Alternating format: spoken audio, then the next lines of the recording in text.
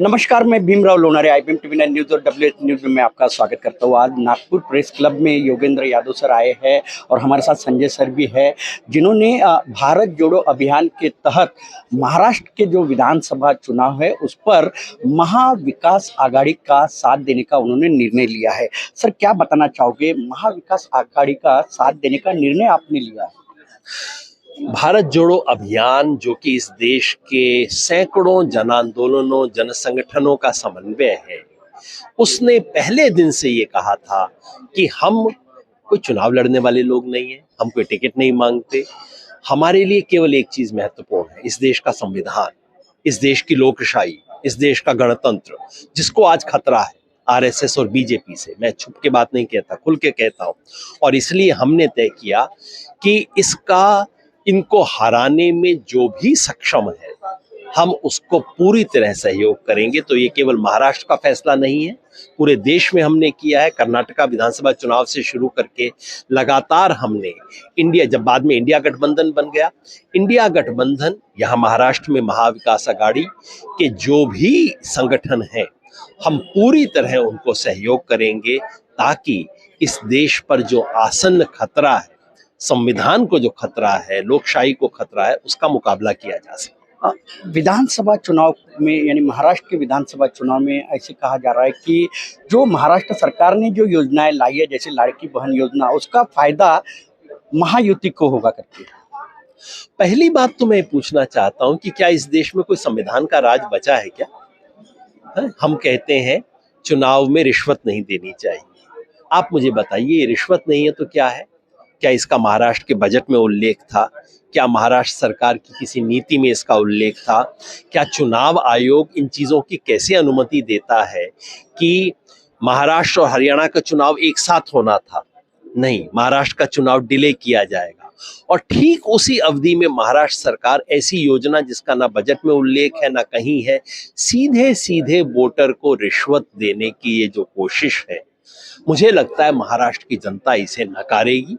क्योंकि इस तरह की रिश्वत देने का मतलब है कि आपको पता है कि मेरे पास सरकार का काम दिखाने को कुछ नहीं है।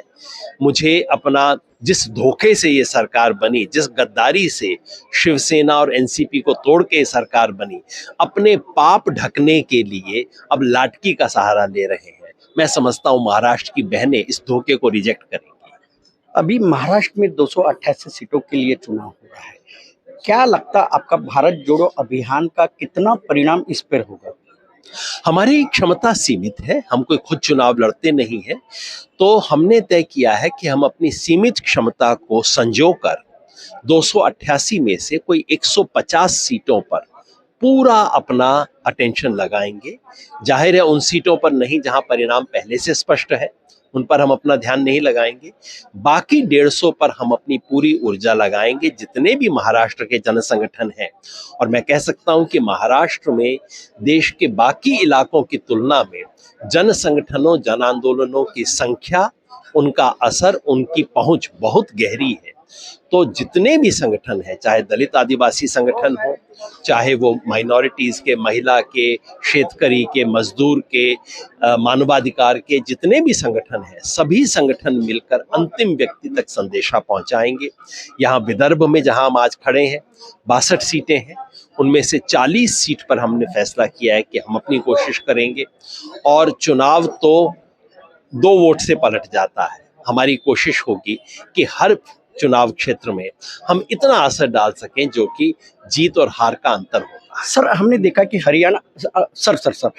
हमने देखा कि हरियाणा चुनाव में कांग्रेस जीत रही थी, लेकिन बाद में हारना पड़ा कांग्रेस को।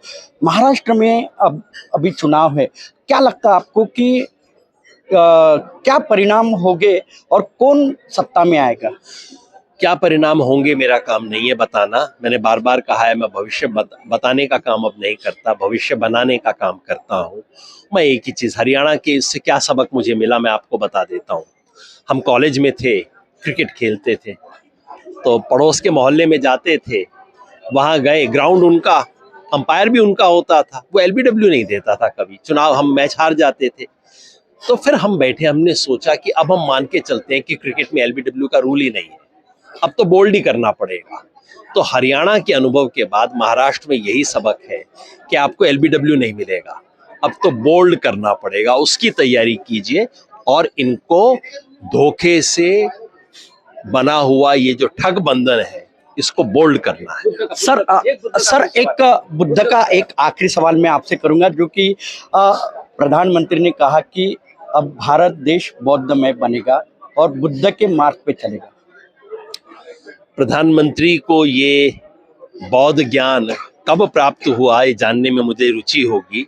प्रधानमंत्री खुद कहते हैं 60 वर्ष का उनका राजनीतिक अनुभव है, तो 60 वर्ष के बाद उन्हें ये ज्ञान प्राप्त हुआ, किस पेड़ के नीचे प्राप्त हुआ, मैं जानना चाहता हूँ, ताकि पूरा देश भी उस पेड़ के नीचे बैठ सके, पूरे देश को ये बौद्ध ज्ञान प्राप्त हो। और अगर प्रधानमंत्री को ये बात समझ आ गई है अंततः, तो मैं समझता हूँ थोड़ा सा सम्यक दृष्टि, थोड़ा सा सम्यक व्यवहार करना शुरू करें, इस देश को तोड़ने की कोशिश समाप्त करें। निश्चित ही सर। संजय सर, मैं आपका भी ज़्यादा समय नहीं लूँगा। आप ये बताइए, महाराष्ट्र के विधानसभा चुनाव में भारत जोड़ो अभियान की क्या भूमिका है?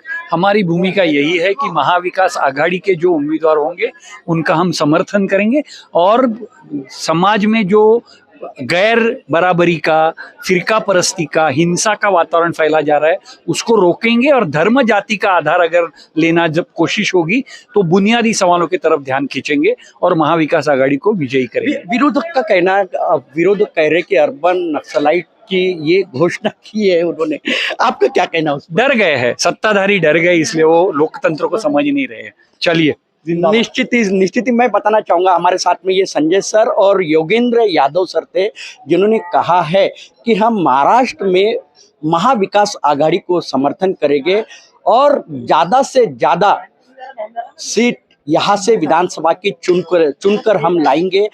महाराष्ट्र में महाविकास आघाड़ी की ही सरकार आएगी, ऐसा योगेंद्र यादव सर और संजय सर ने कहा है। तो आप देखते रहिए IBM TV9 news, WH news. हमारे चैनल को लाइक कीजिए, सब्सक्राइब कीजिए, आइकॉन बेल बटन दबाना ना भूलिए। धन्यवाद, नमस्कार।